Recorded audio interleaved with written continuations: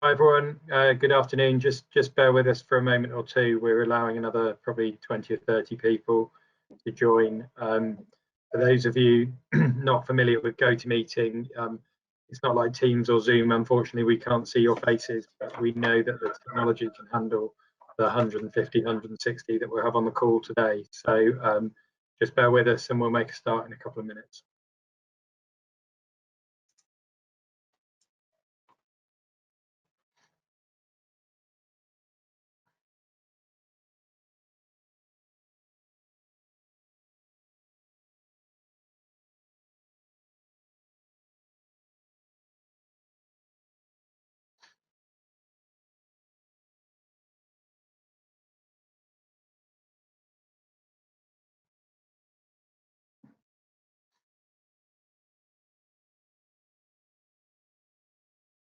I think we're getting up close to the numbers that we had registered now. So we'll give it another minute and then we'll make a start.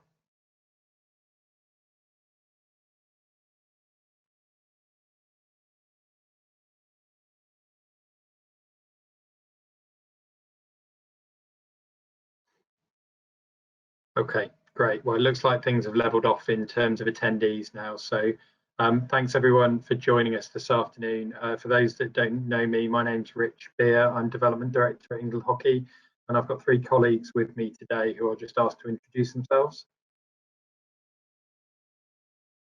Hi, my name's Zach Ferris. I'm the Competitions and Events Officer at England Hockey. I've been working on the Return to Play project as project manager.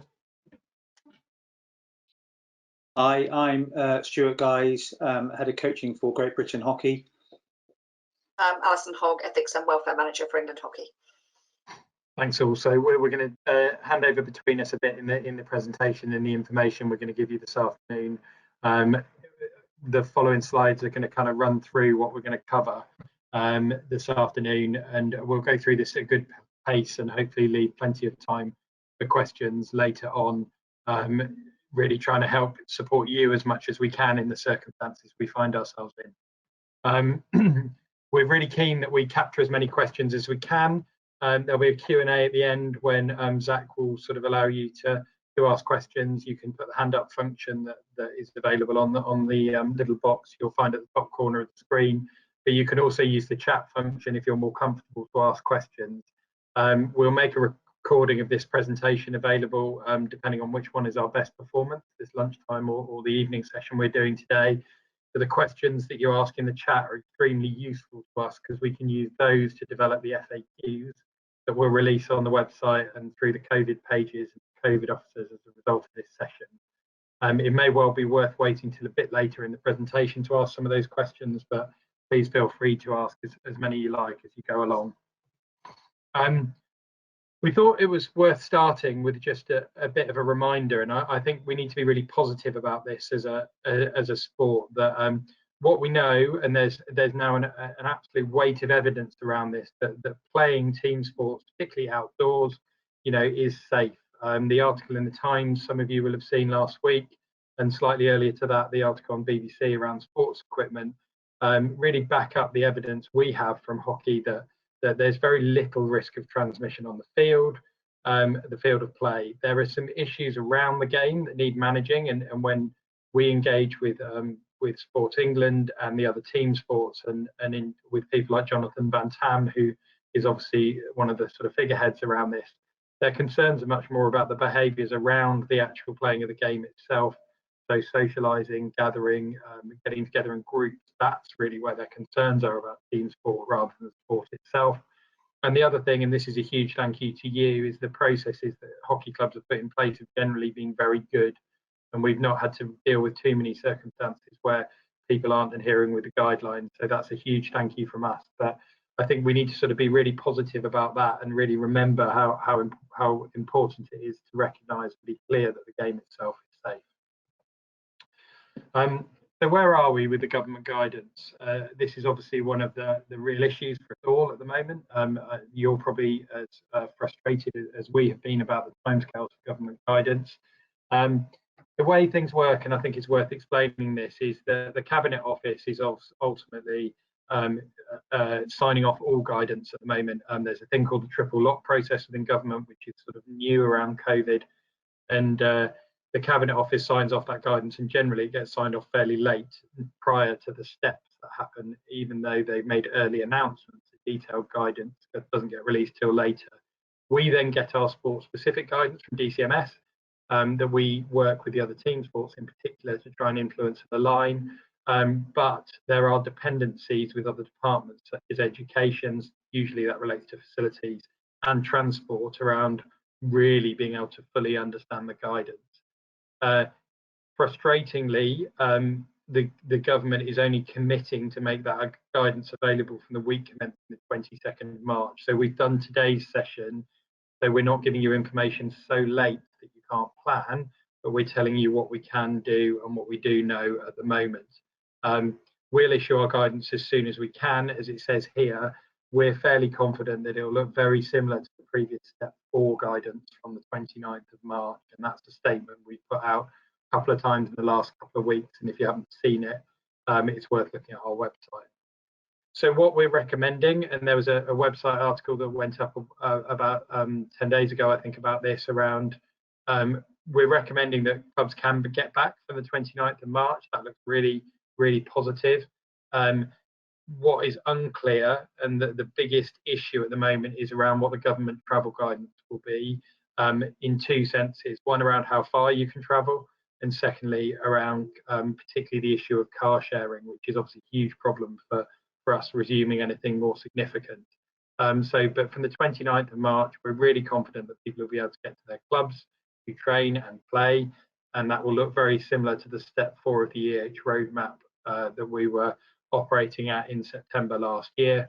We will then start to look to progress, if we can, from the 12th of April, but that's step 2 of the government roadmap, and that information won't be released till later. We don't have the detailed guidance. No sport has the detailed guidance at this stage, and therefore we can't give anything other than an indication that we think it looks like step 4. And from there, because we don't have the travel guidance, we can't give any advice really of when we believe competition and selection should resume at this stage, which is frustrating for us and no doubt frustrating for you, but is just a factor of where we are at the moment. One thing we've been really keen on as we understand this stage of returning to play is that we really understand as much of what you think as players and as clubs about where we stand at the moment. And there are a number of things that we really recognise that it's been a long time off the pitch for some people. It's been 5 months for some players since they've been able to get on the pitch in some clubs, a long period of time. We understand that different people feel different ways, and people have been through different experiences through this period. And there's been a load of great adaptation to what goes on, and some things that we've all learned for the future that will probably make us better. But we also are really keen that we're fair in the opportunities we provide for people when they do come back, and people will face different circumstances. Again, on a sort of more positive note, we also believe there's a really good opportunity for hockey this summer that I'll talk to more later on. So we sent out a player survey that, thank you, many of you would have filled this in. Had a really good response rate in literally 2 days, which was excellent to see. We held that survey until quite late to try and make sure that it was relevant for the stage we're at now. Around 10,000 responses, which is around 15% of club players from 718 clubs. So a really, really good breadth of feedback from people. And we can make the generic results of this survey available, and we'll make it available to attendees today. As many as nearly 70% say hockey has had a negative impact on their mental health. Now, obviously, that's a very broad spectrum of what impact that people feel that has, but that's a really stark figure that came out of the survey, and something we need to be aware of, and we'll talk to more during this session. These are the things that people miss the most. Really noticeable here is it's not spending hours and hours working on my skills or winning the league that came out strongly. It's much more about this appetite that people have to be together, to play together, and to enjoy themselves. And whilst there's a competitive element to it, that doesn't necessarily mean going straight back into seriously competitive hockey. It means playing. But equally, and this is one of the things for us to be aware of, 2/3 have found new ways to be active. So whilst there's huge positivity around the return and a real appetite to return, we need to be aware of people have found other things to do as well, and we need to be appealing. I think the last point, and that was just to feedback again as a thank you for clubs, is that only 4% of players have been dissatisfied with their club's efforts to keep in touch, and I think that's a huge testament to the strength and the nature of hockey clubs in terms of how well they engage the people within them. A couple of just questions to pull out here. This is for adults.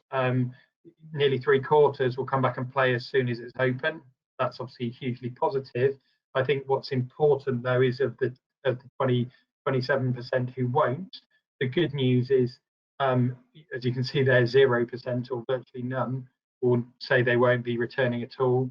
But people have different levels of confidence, different levels of enthusiasm to return, and we need to be aware of that in terms of what we're planning and other things. And we still have 5% who are undecided. So important to understand different people feel different things. And of those who said that they were not looking to return too soon, these were the issues, and a good degree of concern about fitness, the virus, and other wider issues that are affecting people's lives at the moment. So hopefully that's useful to sort of get under the skin of understanding what people think.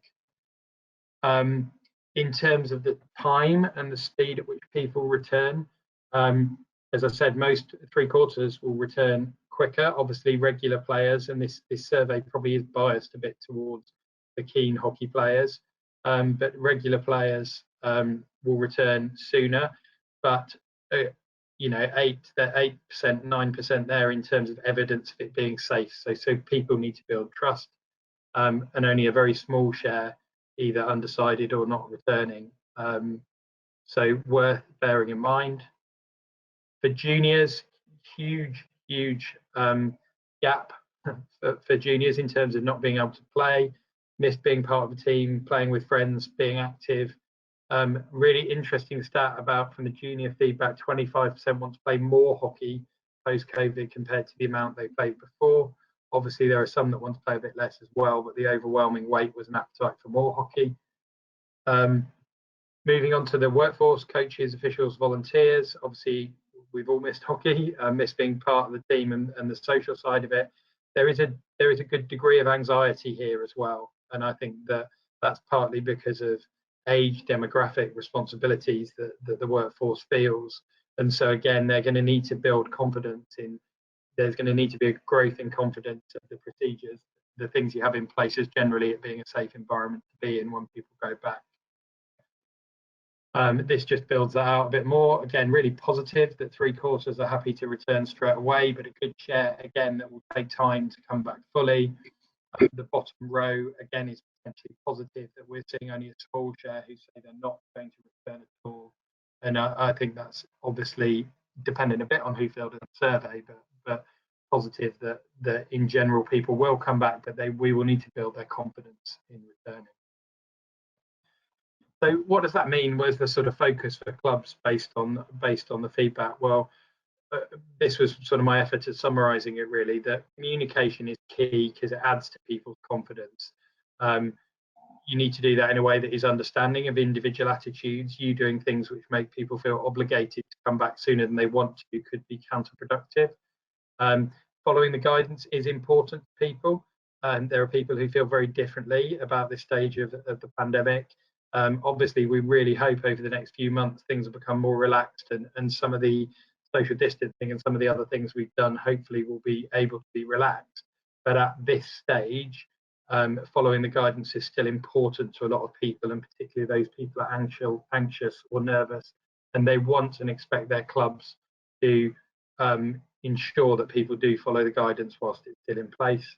But again, we think there's huge appetite for the summer. There's a real appetite of players to play this summer, particularly friendlies, summer leagues, game-based training. And for many people, particularly indoor activities are still not on. So there's a real opportunity for hockey to be open for business if clubs have got the appetite to provide activity. So sort of moving on into what returning in the right way could look like. There's just a couple of other thoughts we wanted to share with you as we go along. So as I've already touched on, we're really keen that clubs don't put people under obligation to do anything in the first few weeks. So we're not recommending that formal competition resumes, at least before the 12th of April, or that any selection activities, i.e. things within player pathway or whatever, take place until it's a level playing field and everybody's had a chance to go back and their opportunities have restarted. We need to build confidence. We recognise that people have concerns, and we know that some of the clubs will have challenges in terms of access to facilities or access to sufficient volunteers. So we're really bearing all these things in mind and encouraging that the decisions we're making are trying to encourage the right behaviours in terms of how we return. Alison, over to you. Thanks, Reg.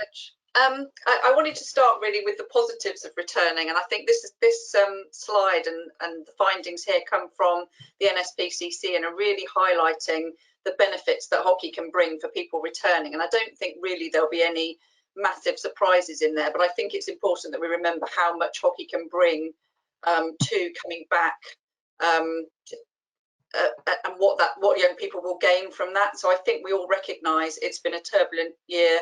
A lot of children haven't been at school for a long time and are just returning to school. I think their opportunity to get back with their friends, to get back to some fun activity is really important, and we shouldn't underestimate how important that is. I think the other thing, and I'll go on to talk about this a bit more, is that what hockey also does is it gives young people some really trusted adults that they have in their lives, and I think that's really important at the moment. Some people's lockdown lives might not have been fun, and actually getting back to an environment where they feel there's people there they can trust is really important, and I think not to be underestimated. The whole thing about being part of a team, I think, is really something positive that hockey can bring, because again, there's been such a lot of isolation during the pandemic that hockey, I think, will be fantastic for a lot of young people and their return. Next slide, please. Our duty of care to young people, I think it's really important that we at this time really focus on young people and their experience and not make assumptions about that everybody is keen to come back. And although I think the survey, our survey, is really valuable, I think it's making sure you understand the issues that there are in your club and in your environment, so that I guess prompting to say, how do you know how your young members are? How are you engaging with them? Have they got the opportunity to tell you if their life has changed and if you need to know anything different? I guess for me that raises some questions about the mechanisms that you have in place. So flagging how important the welfare officer is. Do people know who your welfare officer is? Are they visible? If people want to speak to somebody, do they know who their welfare officer is and how to contact them? I guess it's also that engagement about parents. If parents want to tell you something that might be relevant to you, how do they do that? And make sure that those channels are open, to make sure that if there's anything you need to know, that those routes are there and open to do so. I also wanted to flag, can we just go back one, just that readiness about a lot of people, because we've been in lockdown and because there hasn't been any activity, things like DBS checks might have just slowed down because there hasn't been any activity. So now's the time to be thinking, who needs a DBS check? Is everybody up to date with their safeguarding training? But also flagging the importance. Welfare officers are really important to this, and it might be that you just want to bolster your welfare team at the moment.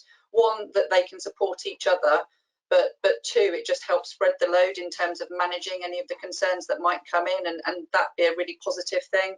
We're offering time to listen training for welfare officers online, and there'll be more detail to that later, but now's the time, I guess, just to check, have you got everything in place, just to make sure you're ready for that return in response to young people. Thanks. The mental well-being, again, I think this is not just about young people, this is about your adult members as well. I think we're all really aware that the pandemic has had a massive impact on people. And I guess it's just, again, that are your routes there to allow people to say, what's going on. People's lives will have been impacted in so many different ways, whether it be from their work situation, potentially their family situation. And I guess we're just encouraging you to say, do you know how your members are? How do they tell you if things aren't good for them? And what might you be able to do to help them return to hockey and that become a positive part of them returning to some kind of normality, which I think we're all ready to do. Mental well-being is really important. It might be that during this time you've got more members in your club that might have become mental health first aiders. They might have done that through work or through another circumstance. It might be worth seeing whether you've got people that might be able to bring something new to your team and to your club, that might be able to offer something to your membership. Again, make sure everybody knows who your welfare officer or who your welfare team are. And at the bottom of the slide, I just put that we've got a lot of resources on our website in the safeguarding and mental health section, and that the England Hockey Ethics and Welfare team is here to support any specifics that are particularly challenging.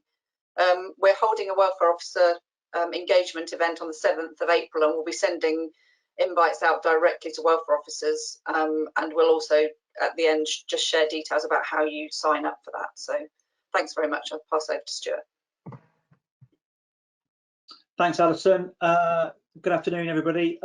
So linking into what Rich and Alison has been saying around like returning in the right way, obviously I'm going to say this, but the coach, whether that's a parent helper or a volunteer or a paid coach, doesn't matter what role they play in helping deliver hockey, they have a massively important role in welcoming players back onto the hockey pitch. And you know, linked to the sort of like key messages that are coming through, it's really important we don't make assumptions that they can just step on the pitch and be okay. So it's really important that we reach out and we ask coaches how they feel about returning to coaching. And you know, some of them will be super keen and really ready and raring to go, because we know that they love coaching, they get a massive passion for coaching, and they've missed it and they want to get back to it and get back to engaging with people and helping people in the game, which is absolutely fantastic. But we also know that some coaches, as some of the data has suggested, may be a little apprehensive or anxious about returning to coaching. And so just reaching out and asking them how they feel, so i.e. not making assumptions that everyone's just going to get back on the pitch, and just reaching out to them, I think would be a really good way to making sure that they feel safe in doing so.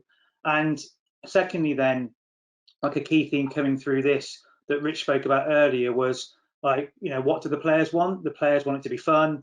They want it to be like engaging, you know, and just get together with their friends from a kid's perspective, or even from an adult's, just that social contact is important. So there's a real sort of thing, you know, how do we facilitate, as coaches, how do we facilitate environments to help do that? We don't think it's so much about the tactical side of the game right at the start. It's more about like environments that allow people to come in, to, you know, have lots of activity, to be engaged, and to, you know, just connect back with the sport at the moment. So based on those sort of like two principles, we've put together some forums. One which is looking at where coaches are and how they feel and how players might be feeling, and sort of like helping coaches think about how players might feel and sharing some of the key information that's coming through from the survey. And then secondly, it's about then how do we create those environments? What type of practices might we be doing that are fun, that are game-based, that allow people just to connect back into the game? The forums that are there will be held throughout the summer as well. So the forums we have on your screen now are more so for those people who are returning to play, you know, straight away, which is great at the April time. We will hold some more forums throughout the summer and also before the season, just to keep, you know, just to keep sharing good practice and how coaches are feeling and supporting each other, because that community feel is really important. This also, as Alison spoke about there, about welfare officers and supporting them in training, it's a really good opportunity for coaches to refresh themselves with some of the training. And if you go to Hockey Hub, there's lots of free content on there, and there's also some opportunities to go on to some workshops and courses just to help refresh yourselves. And also a really important document is the Safe Planning Guide, and again an opportunity just for us to, before we go back on the pitch, just to go through there and check, are we as clubs, as organisations, delivering the best possible practice and adhering to policies around safe hockey. It's really critically important we do that, because it's part of the experience that we're trying to create for everyone who plays to make it safe.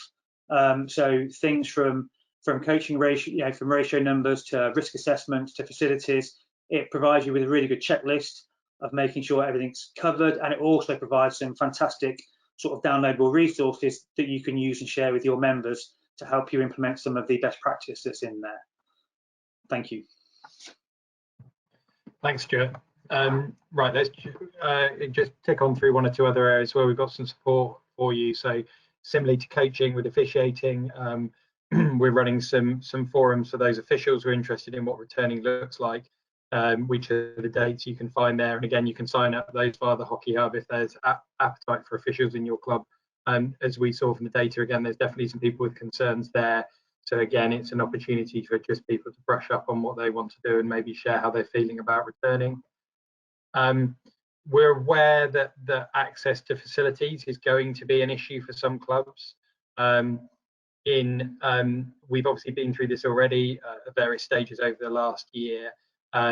Couple of different angles to this. One is where you hire facilities.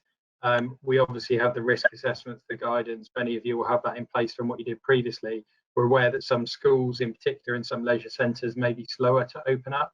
And if they are, we recognise that you sort of get involved and try and be a partner with that facility as much as you can, rather than just simply a hirer. But we recognise that there may be some challenges there. We have support and advice we can offer on that front, so please do come through to us if you need to. If you own a facility, obviously in theory that's going to make it easier to get back on. Just a reminder for those, particularly with water-based facilities, that safely recommissioning your facility if it's been out of use is important. There are real risks around particularly some of the watering systems and the issues that could be in place there. And we strongly recommend you follow the FIH and SAPCA guidance if you're a facility owner. We can make that available.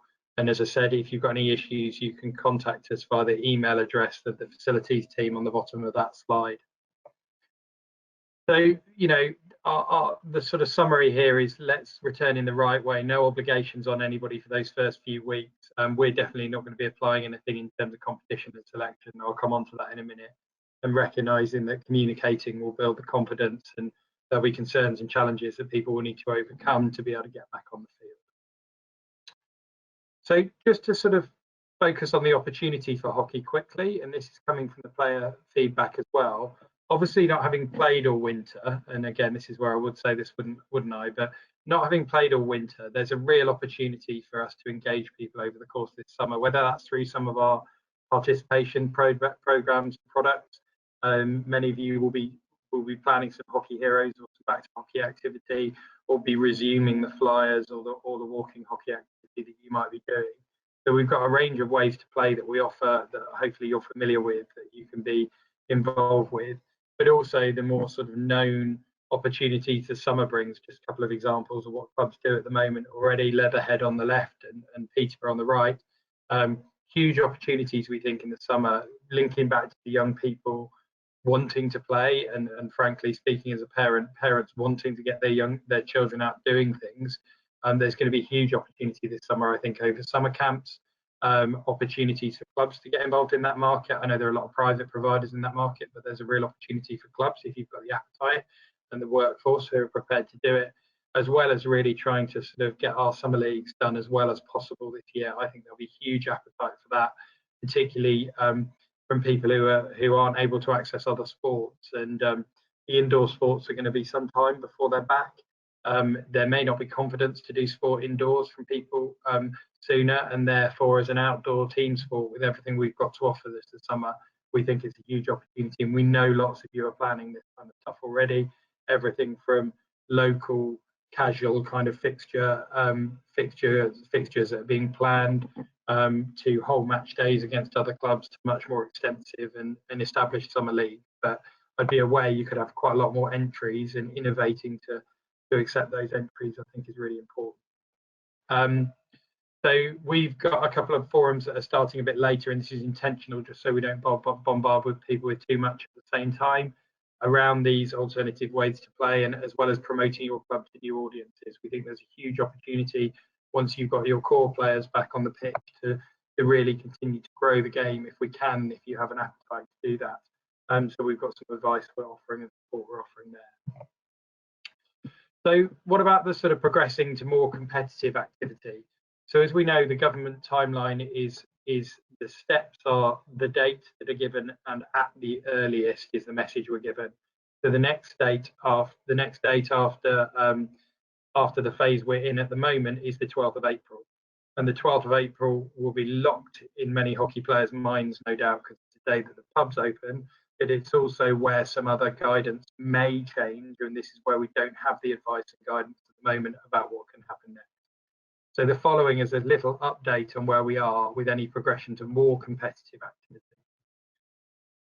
So some of these are focused on things England Hockey provide. You'll be aware of some of your local decisions around leagues, etc. But from an England Hockey League perspective, we're currently consulting clubs. In January, people wanted to carry on. We are currently, as in the last 24 hours, now consulting clubs on what they want to do with the remainder of the England Hockey League, and we'll make the final decision on that based on the feedback we get from clubs. In terms of the governance changes we're undertaking and populating the new England Hockey League conference and the promotion that we require from the regional Premier Leagues, obviously we prefer to resolve that on the pitch if we can. We are consulting the regional leagues on how we do that at the moment, but we're waiting on the travel guidance from government to decide whether that's going to be possible or not. One way or another, we will end up with the expanded EHL next year. If need be, we'll go back to previous results, but we'd much rather be able to resolve it on the pitch if we can. But more communication about that in due course. Zach's going to talk about REH Championships. Yeah, thank you, Rich.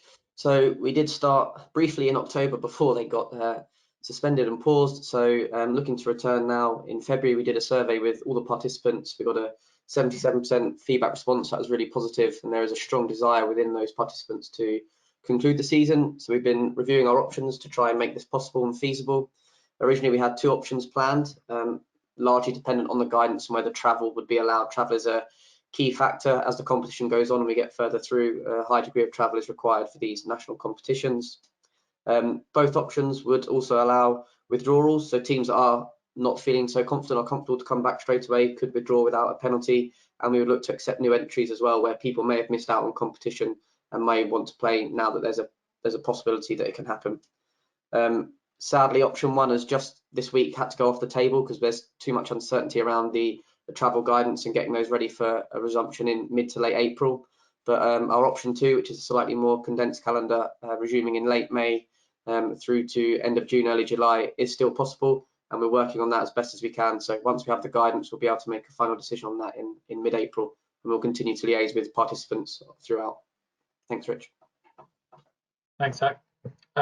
Just quickly, we just touch on player pathway. So there are a couple of dates left for academy centres, county level activity in April and May.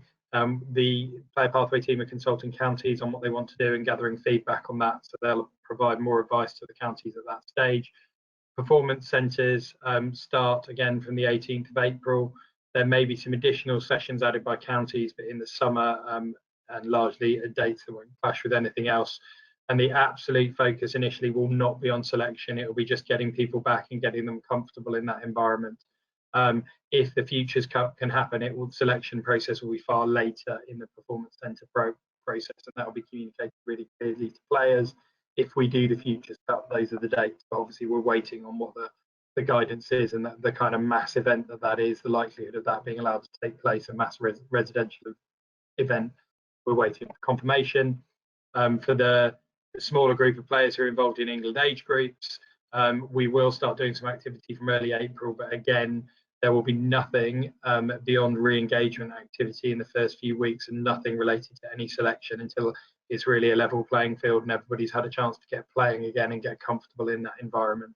A lot of work has gone on with those players over the course of the various lockdowns, online support and training, but obviously they haven't been face-to-face for a significant period of time. So just to reiterate, we've got a range of support we're offering over the next little while. All of it will be available on our website pages. Obviously, we've got a new website, so the link's slightly different, but we'll make sure that's very visible, very easy to find over the coming weeks as things get clearer. a range of sessions and workshops that various people from your club could be involved with if they want to, that we hope will be useful and you'll find beneficial. So we're here to help if we can. Just to sort of loop around again on the timeline, we're expecting the government guidance, meaning we can publish the final return to play guidance from the 22nd of March. You can get back from the 29th of March. Hopefully that's been clear for a few weeks now, but the bit that remains uncertain, largely due to the travel guidance, is anything more competitive or anything over slightly further distances. And we won't have that until we have the travel guidance to know whether car sharing and other things can happen. So just to summarise, the game's safe on the pitch, which is great news. We need to encourage people, make people feel confident about that, but we do need to manage the behaviours of it. Guidance is coming as soon, and we will produce ours as soon as possible. But in the meantime, definitely work off our previous step 4 guidance. We don't think it will be substantively different. We really strongly encourage that you don't put any obligations on people in the first few weeks around anything that is too meaningful in competition terms or too important in selection terms. You know, let's get people the opportunity to play on a level playing field. Some people might have been playing school hockey for a couple of weeks already. Some people won't have picked up a stick for 5 months. So it's going to take a while before we can do any of those things.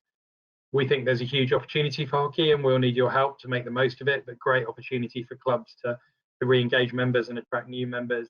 And as clubs, I think you need to really communicate with confidence to help people get over the concerns and the challenges they face coming back. And we are here to try and provide help. Hope that today's been useful. I know it's frustrating we can't provide the guidance. That's obviously, I hope you understand, now out of our hands, and we've made enough excuses on that front. We are hugely grateful to all the work that you're doing in clubs over the course of the whole year, whether it's when we've been able to play and as much when we've not been able to play, keeping in touch and communicating with your clubs. I think that the hockey community has done itself proud as some of the information we heard previously. We're all itching to get back out there, as are many of our players. But if we do it in the right way, as per one or two of the excellent questions we've had today, I think we'll do the sport well for years to come, and come back as strongly as we can as a sport. So thank you for your time. Please ask us questions, communicate via the various sessions we've got, sign up for those forums and take the opportunity of the support we're trying to provide. And hopefully we'll see you on a pitch soon. So thanks everyone.